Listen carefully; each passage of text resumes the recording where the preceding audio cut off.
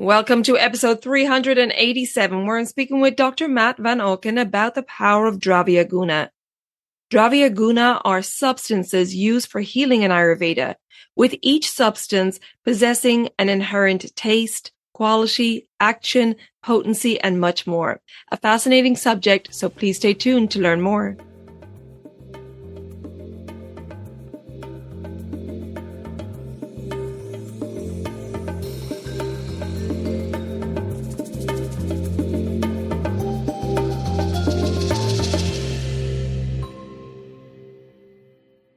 Hi there, I'm your host Colette, and on this podcast I will be sharing the teachings of Ayurveda, yoga, and holistic health practices.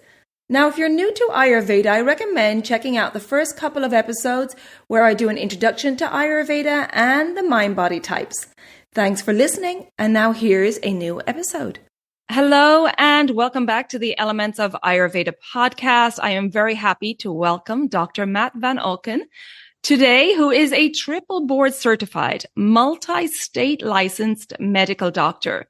He has an extensive multi-specialty medical practice, and he is also the founder and clinical director of the Buddha's Medicine, an Ayurvedic medical practice in Portland, Oregon. And he loves to take on complex and ambiguous cases in particular.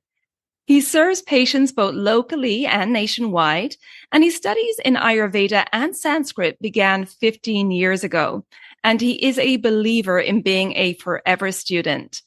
When he is not seeing patients, he also enjoys spending time with his wife and kids, gardening and practicing on the Aikido mat. Dr. Matt, it's a pleasure to have you here today. Thank you for joining us. It's a pleasure to be here, Colette. Thanks for having me. I'm looking forward to this conversation, and I'm really intrigued by your journey from triple board certified medical doctor to the founder of your Ayurvedic medical practice. And we see from the bio that you started your studies in Ayurveda and Sanskrit around 15 years ago. So I'm intrigued. Tell me about this story. Well, thank you for asking. The really short version is I got connected to, or I became aware of Ayurveda and was connected to my guru and lineage my last year in college, actually the last few months of college, shortly before I was scheduled to begin my med school career. And so it happened that my med school studies and my investigation, or my deep dive into Ayurveda and also into Sanskrit started basically at the same time.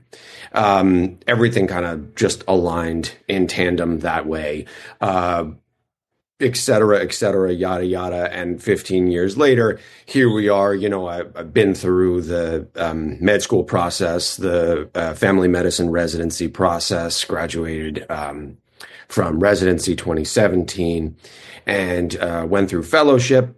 And at one point, I was actually quadruple board certified. I let go of the HIV medicine board certification because as my career progressed, I was doing less and less of that. It was still very valuable education. But I've maintained my board certifications in family medicine, integrative medicine, and lifestyle medicine here in the United States. And went through the ringer of kind of conventional medical training, mostly so that I understood the system I was operating within.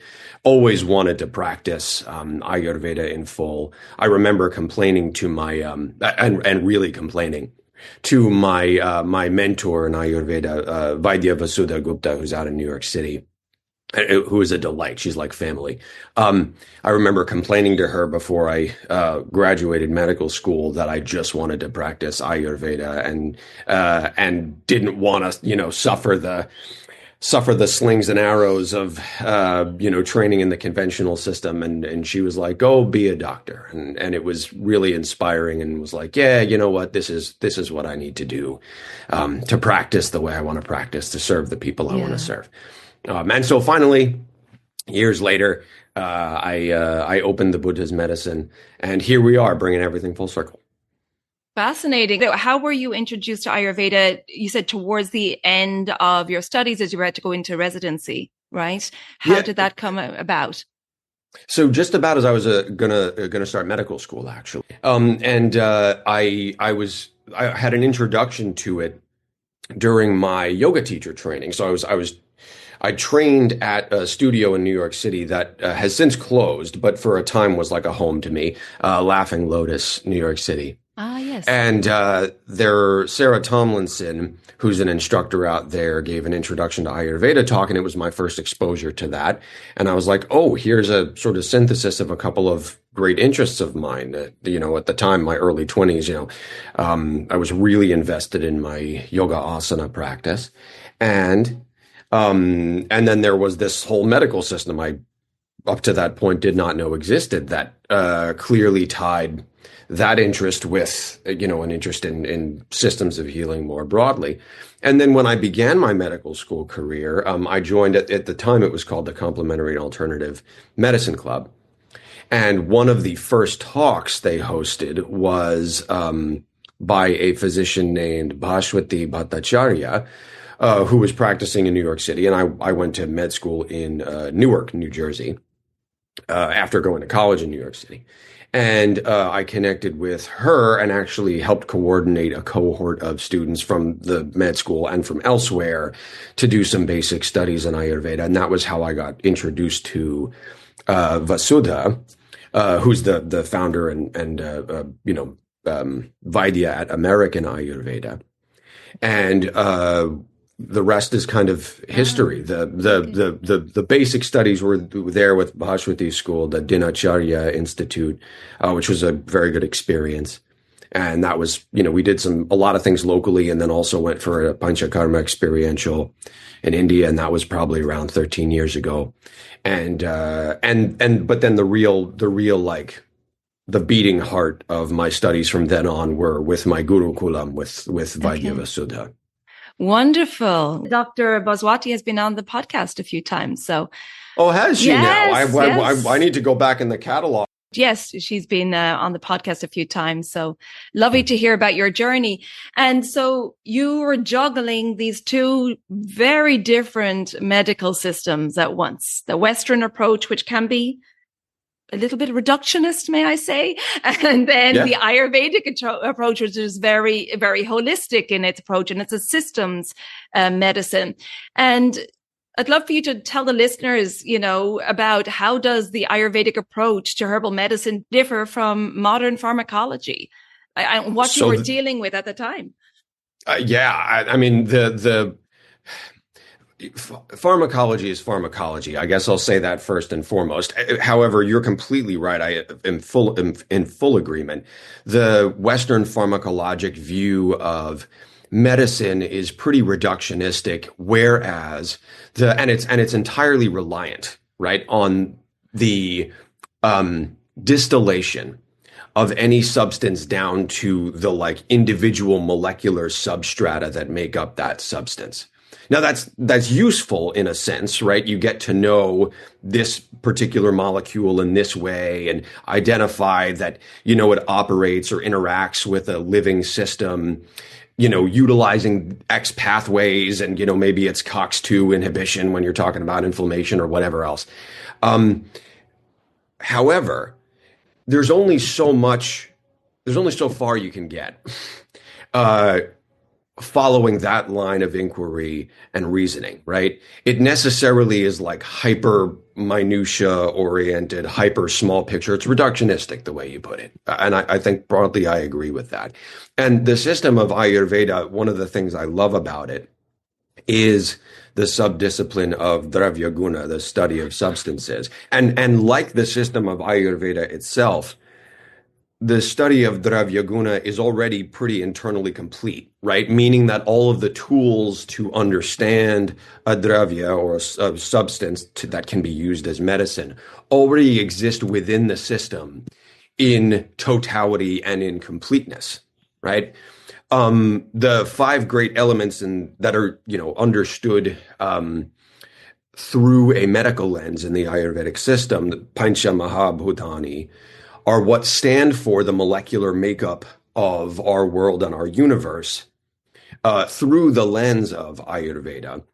And as long as one understands the bhautik, the elemental profile of a substance, which mostly is through like the Gurvadi gunas or the Tattvani, right? The attributes or qualities, if you prefer, and understands how those translate into discrete actions in a system, one can understand the medicine in full, and that can be augmented by, like Western distillation, biomolecular methods and the like. It can be augmented by, lab assays and, gas spectrum chromatography and all these different ways that we can isolate molecules and figure out, like, does this go in the polyphenol family? Is this a tannin thing? Is this, whatever? It can absolutely be augmented by that, but none of that is necessary to understand a medicine through the lens of Ayurveda. And that's one of the things I love about it. We don't need to isolate individual compounds and study the bejesus out of them and then hope that we somehow piece together a complete picture when the puzzle is like roughly 17 billion pieces and counting. Instead, we start big picture and we narrow things down from there in the Ayurvedic system. Absolutely. Yes, exactly. And, it's when we're so myopic in looking and investigating and taking it down to its molecular structure, we lose, as you say, the wider picture, the 10,000 foot view. And we're losing the holistic systems approach, because now we're just looking at one system, one molecule. But on the other hand, there is a lot to be learned from that. But we have to respect the system of the body and the holistic system. And as you're saying, Ayurveda breaks it down into the Pancha Mahabhutas, or the 5 elements. And, Ayurveda is using nature in its totality, right, to heal. And so you mentioned there, what we're going to focus on today is the Dravya Guna. And I want for you to explain in general what that is for the listeners and why it is fundamental to Ayurvedic medicine. You've already touched on that a little, but I'd love for you to elaborate a little bit more on that, please. Totally. Dravya Guna is the term literally means sort of like substance attribute, right? In that order, if we're to translate it in the order that those linguistic elements come, right? Or it's the study of the qualities of substances. And that's, in the Ayurvedic model, again, like the unit of measurement is a quality, right? It is one of the Gurvadi gunas, as you cited. One of the, 20 qualities existing on 10 spectra of pairs of opposites, right? Dravya Guna is so fundamental to Ayurvedic medicine because it is like the distillation of the principles into medicinal application. Any substance, whether found in nature or synthetic, ideally more found in nature, of course, even if that is processed to some degree, and very commonly medicines are and must be, because that optimizes their use in a lot of situations, we can understand the application of that substance, be it a foodstuff, or be it something used more as a culinary spice, or be it something used in a more potent or concentrated way in a sort of discrete, intentional medical sense, or a treatment-oriented medicine, I guess, if you prefer. Dravya Guna allows us to not only I suppose, not only identify what the appropriate application of the substance is, but also how we can best modify the use of the substance, or perhaps process the substance in some way to optimize its use for a given person, and also determine what the best, like Aushadha Kala, right, the best timing for administration of the medicine is. And similarly, determine on what seasonal timeline the medicine is best used, in what like desha, in what location the medicine is best used, or if there are any contraindications. And actually, probably that's the most important first thing to identify in terms of assessing or studying a dravya through the lens of Dravya Guna, is what are the contraindications, right? Safety first. Mm-hmm. The Hippocratic oath still applies to me. whether I'm putting on my, allopathic hat or my Ayurvedic hat, commonly both a little bit. The Hippocratic Oath still applies, right? First, do no harm. So are there particular contraindications? Do we need to be looking at, and the answer is almost always yes, do we need to be looking at possible incompatibility, right? Viruddha or virodha, both terms are utilized in the text depending on where you're looking. And so what Dravya Guna is and does, it is the Ayurvedic pharmacologic discipline, right? It is both like doctorly and pharmacistly, I suppose. Yeah. And what it does is it enables us to treat and care for people in ways that are distinctly medicinal and medical effectively. Mm-hmm. Mm-hmm. Great explanation.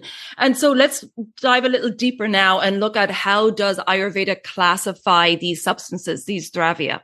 And I would like to talk about too, as we go down this path, is what are the key principles with their usage as well.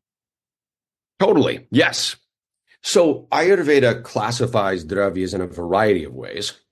One simple way is by what they call garna, and garna is just a word that means group or collection, right? So, we see this term used in various other places as well.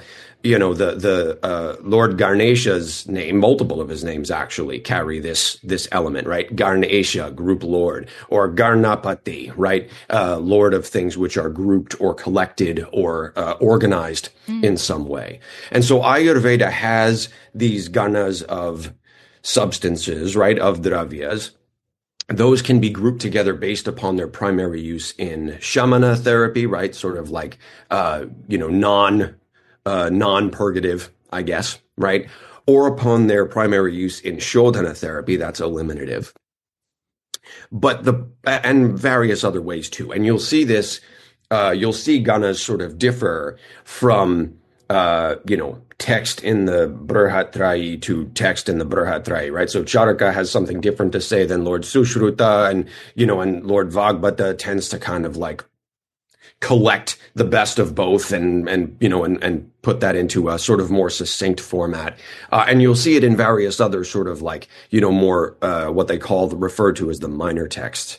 You'll see that these dravyas organized in various ways. Perhaps the most useful means, though, or the most useful paradigm is what is referred to as rasa panchaka, which your listeners may have heard of before. And rasa panchaka is just a term for the basically the fivefold profile, beginning typically in terms of the way things are cataloged, beginning with rasa, with taste, that defines the character of each dravya. This can be applied to any foodstuff, any mineral, any herbaceous medicine. It can even be applied to synthetic medications again, although that's, it's preferred that the application of synthetics is pretty limited in the Ayurvedic model. But this is kind of a universal way of fingerprinting dravyas, I guess you could say, yeah. Right? And the five components of that are rasa, which is taste, virya, which is like potency, which we'll circle back to, vipaka, which is the effect that only applies upon the complete digestion of a dravya, right? So that only applies enterically. Same is true for rasa. And then you have guna and karma, which kind of go together. They're sort of one single element. And then prabhava, which is kind of like the people often characterize it as the superpower. It's the specialty a given dravya might have that might not otherwise be explained by the other elements of the rasa panchaka profile, right? Now that's commonly the way that you'll see dravyas listed in, various, especially kind of more modern pharmacologic or materia medica, I guess we could say. For example, in like Gogte's book, you'll see things laid out this way. Or I have another one from Sharma and Sahu, that is where the Rasa Panchaka is laid out in this way. However, that can be a little bit misleading sometimes because it doesn't necessarily clarify or illuminate what the hierarchy of action is, right? What do you look to first? Right. To determine what the medicinal action of a dravya is going to be, and then what do you look to secondarily and tertiarily and all of these things, right? Really speaking, realistically speaking, if we were to sort of reconfigure the rasa panchaka to make it such that it's clear to the student or the physician or whomever, the practitioner, looking at the profile of a dravya, what is most important to consider first, we would put prabhava at the top, and that would be followed closely by virya, which we'll come back to. And then that would be followed by either, depending on who you ask, either vipaka or guna karma, and then rasa would come in at the bottom, which is not to say that rasa, the taste, is not important. It definitely is, and sometimes it's the difference maker in a dravya. However, the thing that sort of operates, the two elements that operate most globally and most profoundly are the prabhava and the virya. The prabhava, again, because it sort of stands as the exception to the rule for a dravya, right? It may not align at all with the profile of a dravya. Like a commonly cited one is Arjuna, which is close to my heart. No pun intended, because my Sanskrit name is Arjuna. But Arjuna also is a hridya, right? It's a hridya rasayana, so it's a rejuvenative for the heart. But if you were to look at the rest of its profile, you'd go, "There's no way this is going to help anybody's heart," right? Yeah. Because it's so bitter, it's so light, it's so drying, it has this very kind of like vayavya, right? Like vatika kind of a profile to it. Yet it is hridya. Now, this is kind of where the Western pharmacology kind of ties in and can get interesting, because if you do isolate some of the medicinal compounds in a substance that has a prabhava, you'll see that there are particular molecules in that, particular bioactive molecules, I should clarify, in that dravya that explain why it has that, that prabhava. Oh, interesting. Okay. Yeah. They just happen, sort of like to be, to almost seem like they're out of place with respect to the rest of the molecular makeup of the dravya, right? Yeah. So, and if we take that, that's prabhava. If we put that off to the side, virya is the next one in terms of importance, because what virya kind of captures is the overall, the kind of more global effect of a dravya on the body. There are different ways that virya is understood apparently in the ancient and in the modern zeitgeist. We could go on forever about virya. I'm going to try to keep this succinct so we don't go on for too long.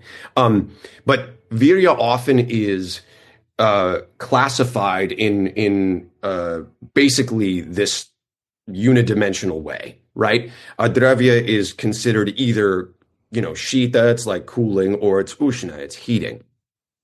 But if you look back at some of the seminal texts of Ayurveda, you'll see different authors actually opine in different ways about this subject. For example, Lord Sushruta is pretty clear. No, like virya is multifold, and it could be not every possible guna in the Gurvadi guna family can be a virya. There are only select ones that can. Only individual guna that have or guna, I should clarify, my guru will be on me about my pronunciation if I'm not careful. Only gunas that have the ability to directly impact two or more doshas at the same time have the potency to themselves be virya.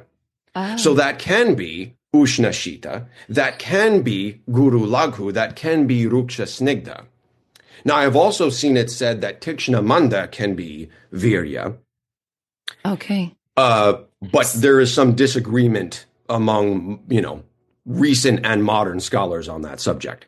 Right. And just to jump in there, you're mentioning the opposites there, the opposite gunas, Yes. the opposite qualities, in case Yes. people didn't understand the Sanskrit there. Yeah, let me translate that, because Please, you're right. thank you. I probably should. The Shita Ushna is cold hot, that spectrum.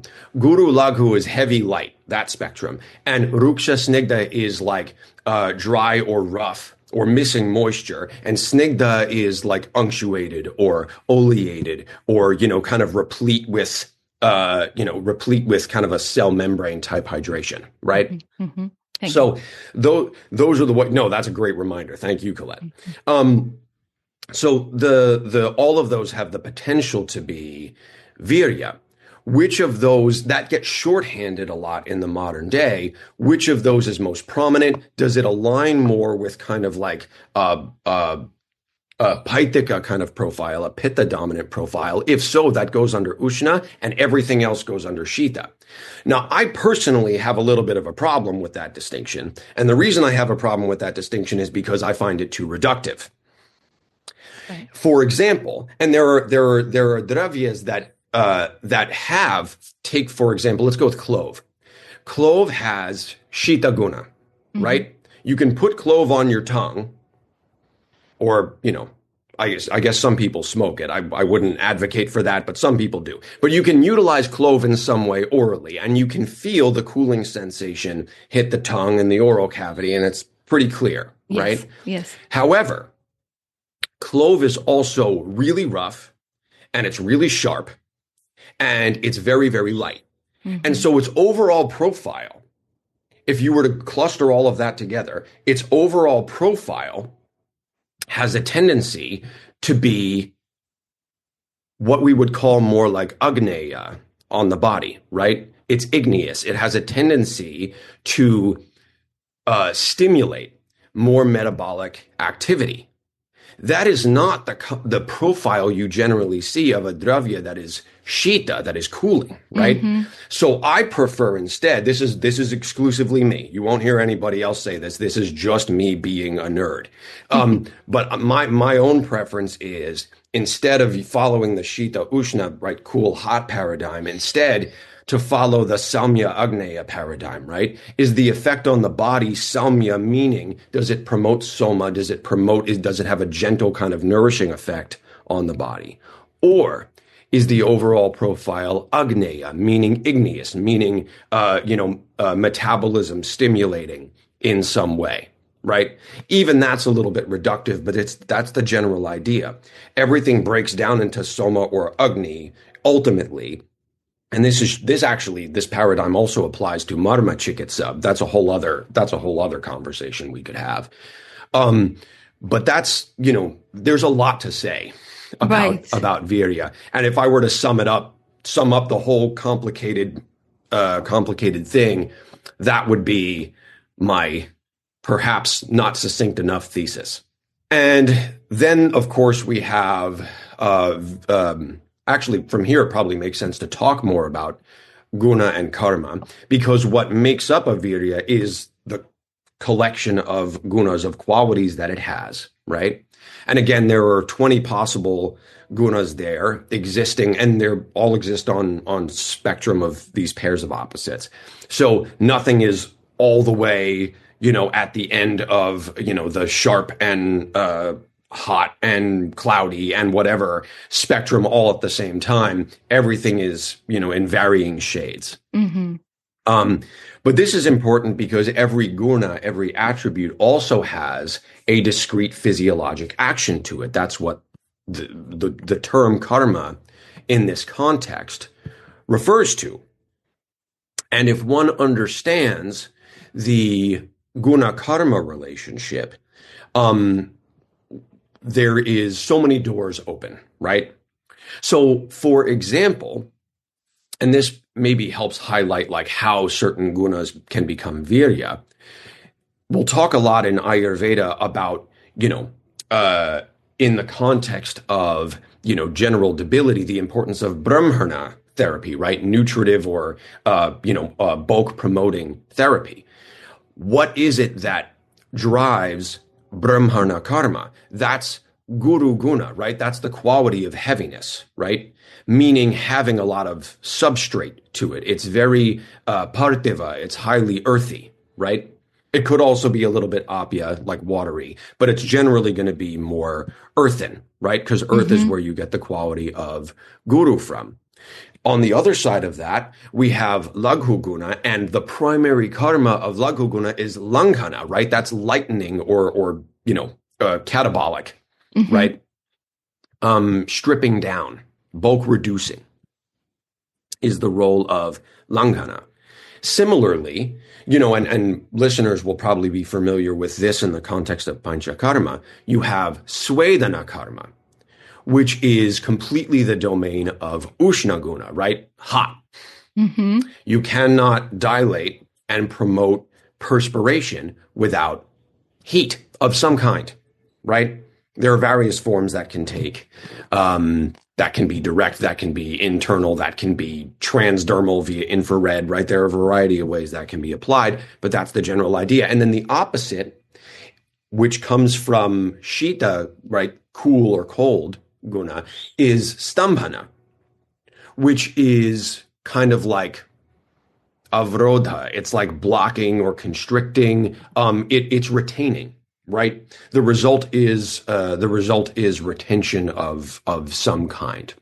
And we could go on down the list. Every guna has a karma. It's probably not productive and maybe a little boring to the listening audience to go through all of those one by one.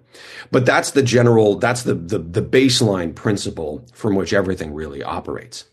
And then you've got vipaka, which is, what is the effect on the body after a thing's been digested? That's either going to be madhura, amla, or katu, right? It's either going to be like sweet, sour, or pungent. So that's, kaphaja, paitaka, or vataka. And then you have your rasa, which is taste, which is the first thing that is experienced when a dravya is taken orally by mouth. And altogether, this defines the profile of a substance and how it can be used medicinally. Fantastic. Great explanation. And as you said, these substances, just to remind people, the listeners, that they can come in many forms. Ayurveda uses a variety, not just herbal. We've talked before about basmas, shells and minerals in many, many forms, which is fascinating in itself. What I would love, Dr. Matt, right now is just to take the listener through an example of some substances and to go through this profile, taking them through, the rasa, the virya, the vipak, the guna or karma, and the prabhava, and explain a substance and just take them through that journey of what that would look like for people who are not familiar with this. Ooh, that's an interesting one. And now I have to pick. Unless you want to go back to clove. If let's go back to clove. Yeah, okay, that's fantastic. So, first it should be said, not every dravya is going to be is going to have a prabhava necessarily, yes, right? And you will see some kind of like disagreement among scholars and people who study on this matter with respect to a given substance.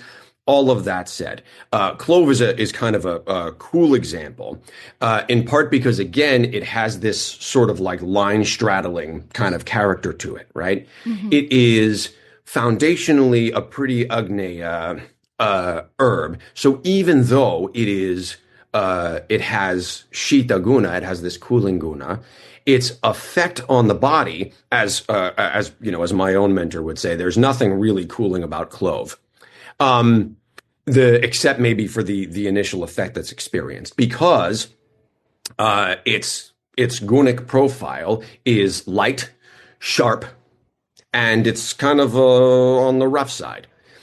Its taste profile, similarly, is pretty like air fiery, right? It's pungent and it's got a little bit of like tikta, like bitter uparasa, like a secondary rasa to it.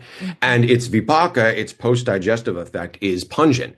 So you put all of that together and you have a wonderful profile for like a dravya that can be used as a like both as a culinary herb and as a discrete medicine. For example, in the context of a really kind of like pitta, like a high pitta type 2 diabetes, for example, right? Where you want the initial, you want that initial like, shita guna, but you also want to promote catabolism of visceral fat deposits and other kind of metabolically misplaced tissue elements that contribute to intracellular inflammation and insulin resistance, right? Yeah, just to take that narrow example. Yeah, so the rasa is cooling, which is great for this pitta. But then, like you said, the post-digestive effect being pungent will result in that burning, yes, it's still catabolic. Catabolic, yes, exactly. That's right. Exactly. Yes, that's right.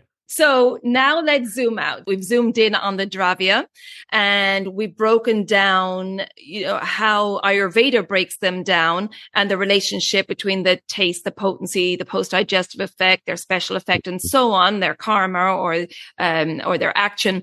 So now let's zoom out. And how does Dravya Guna then take into account like environmental factors? Because that's very interesting. Season, climate, and geography, because that has an impact on the Dravya itself and its qualities, right? And then when you're dealing with a rogi, then it has an effect there as well.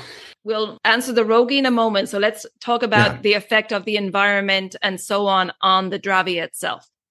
Awesome. Yes. Cool. Love it. So there are a couple different angles to take here, and I think you already alluded to this, Colette.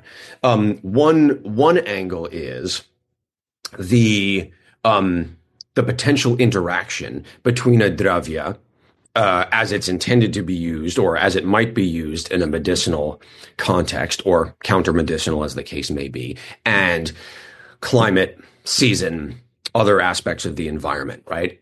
And here we're coming back to the concept of virodha, right? Incompatibility. And there's a lot of nuance to that.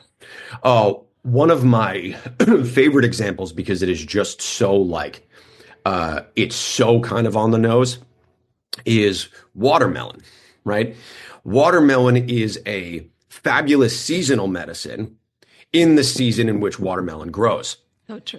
But watermelon taken in the winter time or otherwise, like out here in Portland, Oregon, we're emerging from what is generally a pretty like overcast, drizzly, rainy winter. Watermelon taken during cloudy, overcast, or rainy weather is highly it has like a shroto, direct shroto dushti kind of effect, right? It is blocking to the channels because it has all of the same qualities as that kind of weather. Yes. And as like the winter season, right? Mm-hmm. So it is, nature provides it as kind of this sort of like ideal hydrating antidote to the kind of kind of Vatika late summer months, and especially, and even into like, early, like, Pitta Prakopa season, right? Autumn. It's really wonderful at those times of year. And then, once the vines wither and die, it's sort of like nature saying like, no more, this is not appropriate any longer. Right. Exactly. Not everything is quite that direct and on the nose, but I like that example because I think it's very illustrative. But then there's the other piece you're already kind of pointing to, which is the effect of these aspects of terrain and planetary phenomena that impact the way the dravya develops and may be more or less medicinal, or medicinal in this particular way or less in this other way, because of course soil quality and hydration and weather, solar exposure, to what extent, at what angle, for how many hours a day, all of these things impact the medicinal qualities of a dravya.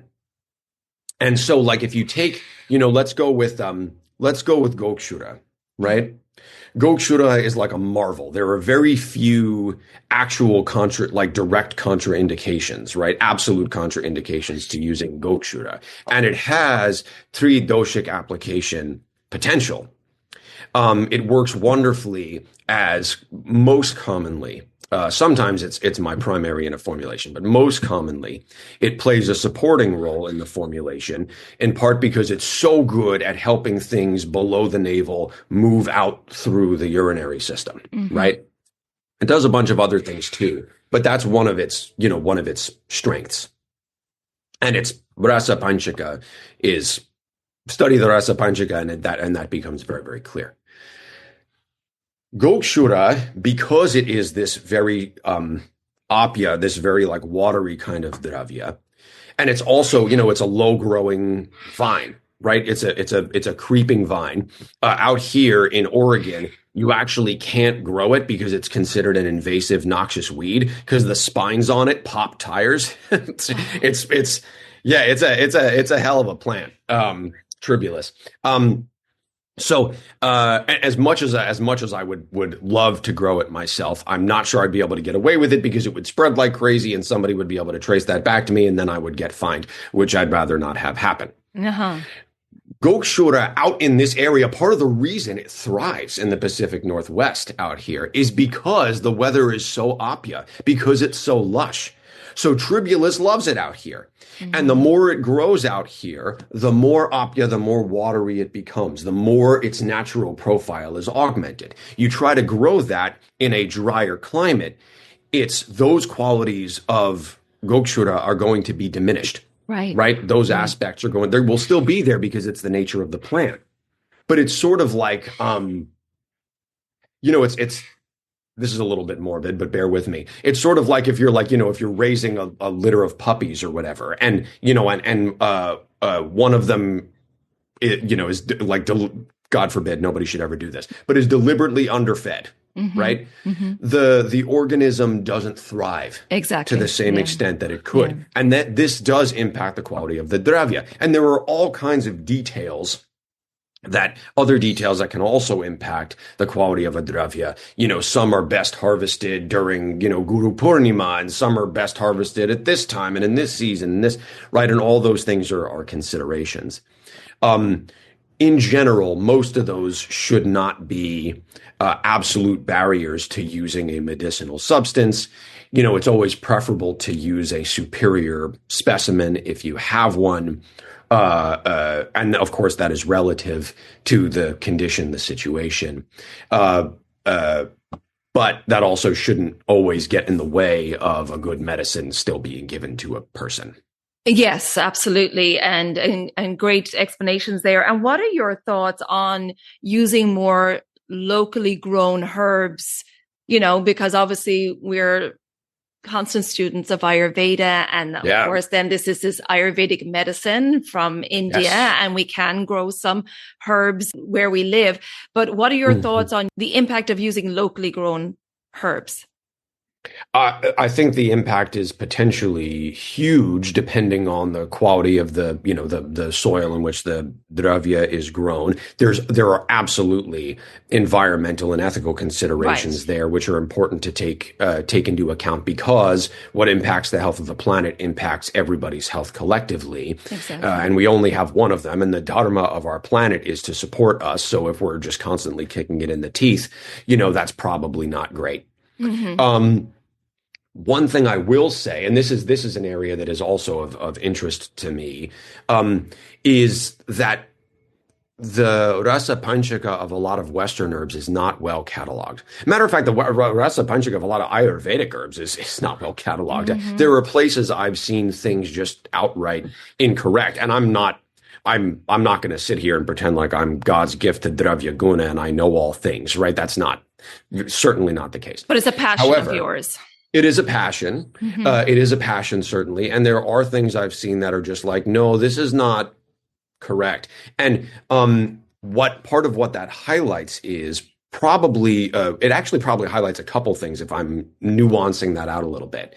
There are subspecies of various dravyas And depending on what subspecies an individual is working with most, that might impact the way that they classify the rasa panchaka of a dravya, particularly if they're making changes to an existing profile based on their experience. Mm-hmm. Another thing that it highlights is that this is a subdiscipline that requires a lot of ongoing study and engagement and multi-directional, multifaceted investigation, right? Understanding the way a plant grows, where it likes to grow, in what context it fruits, in what context it flowers, if those things are applicable, and how that can be cheesed, for lack of a better way of putting it, and to what extent it's safe to do so.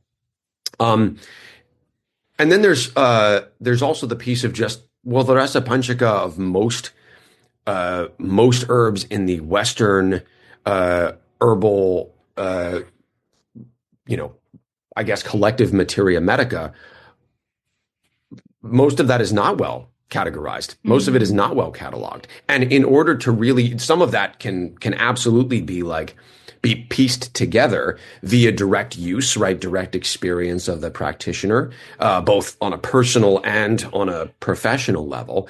But also some of that can be kind of reverse,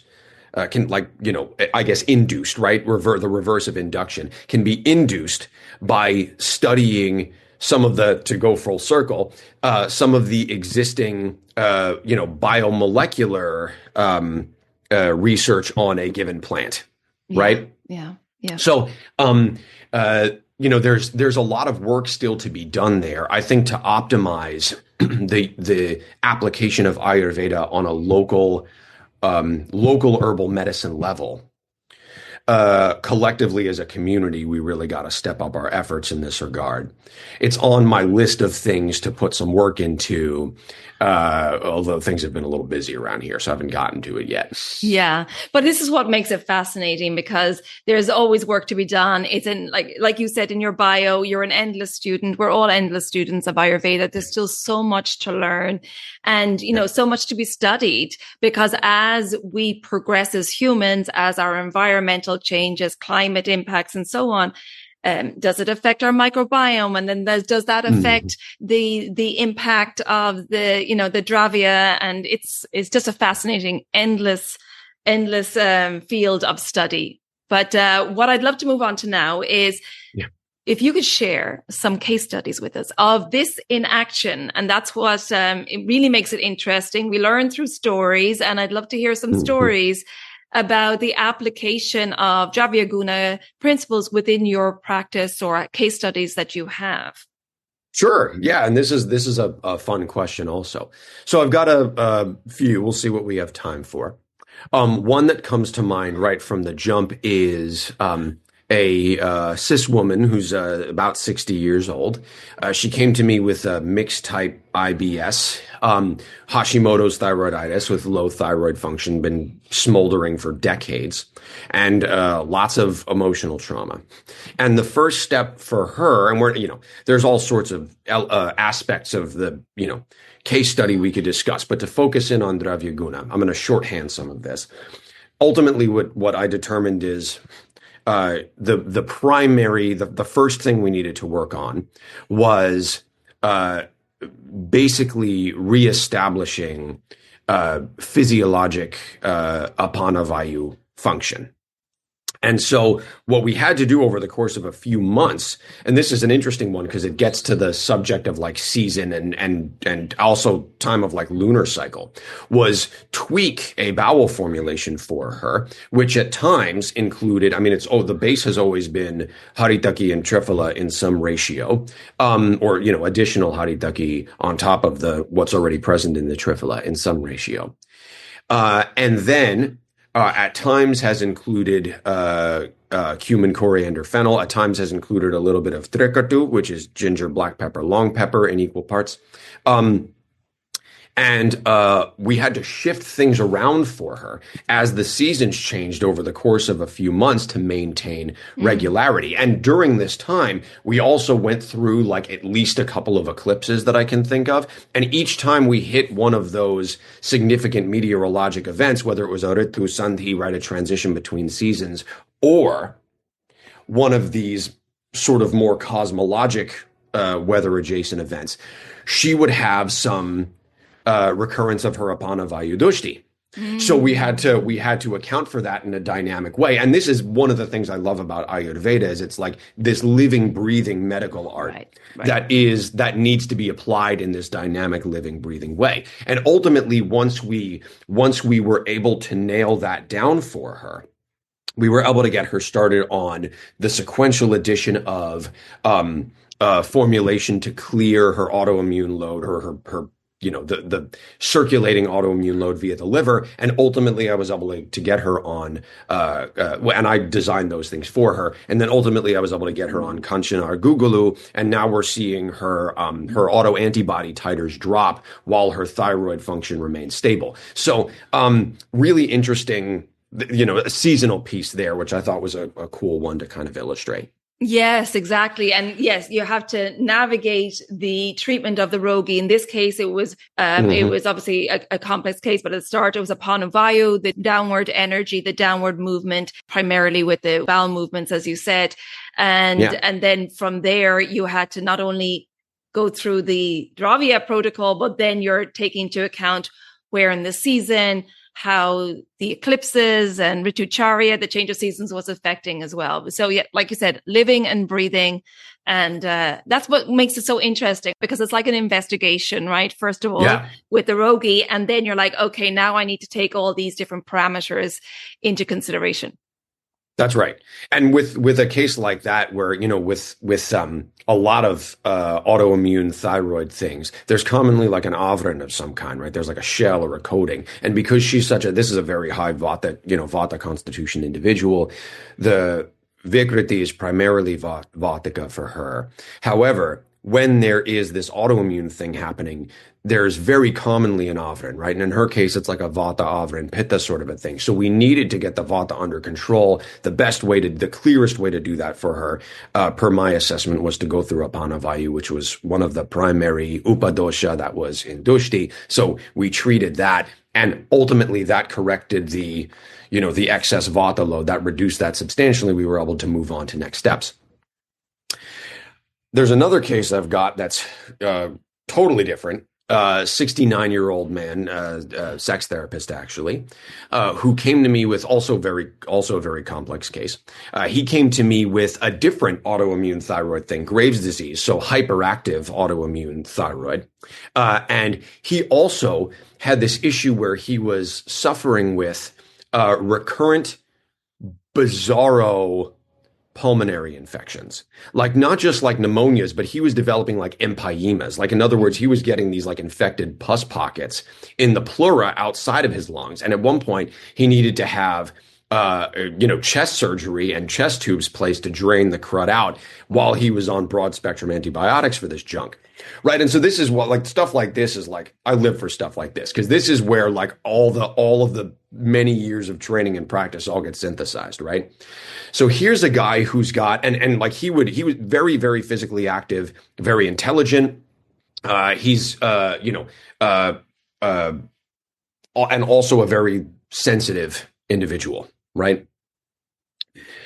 He had these sort of warring processes going on in his in the thyroid.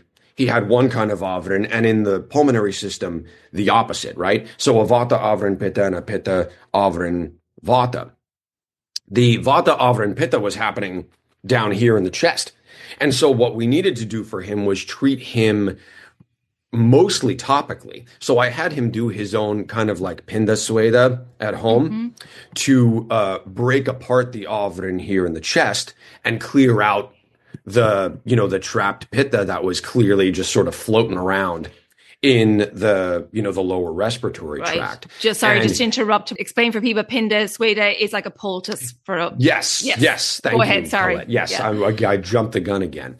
Yes, it's a herbal poultice, and he and his spouse are both have an extensive culinary spice collection. So I had them just use that and basically make like hot socks, right? Hot rice socks with that, and then I would have him apply that nightly, do a little bit of a little bit of oleation first, and then, and then do that nightly.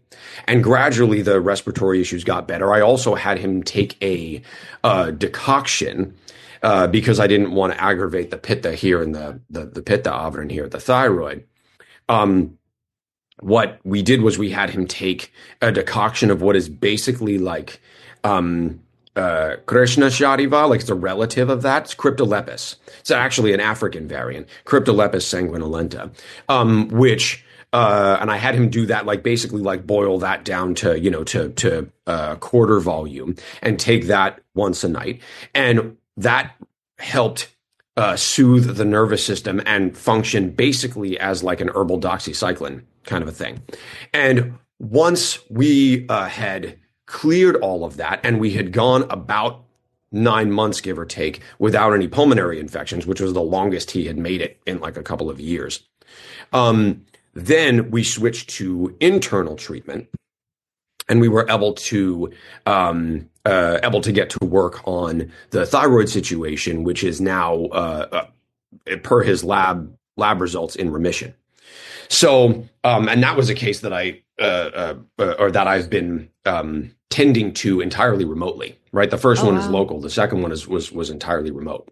Wow. So, totally different kinds of situations where, it's not just, in the first case, seasonal and weather and meteorologic considerations. And in the second case, largely like internal contradiction, considerations, right? And phasing or staging treatment appropriately so as not to exacerbate any one of the complicated things that are going on. This same guy I'm talking about also has like sinus allergies and was waking up every morning with headaches and whatever. And the allergies are basically resolved at this point, and the headaches are almost non-existent at this point. There's a lot to be said there, but all these different elements of Dravya Guna, they're what make the difference.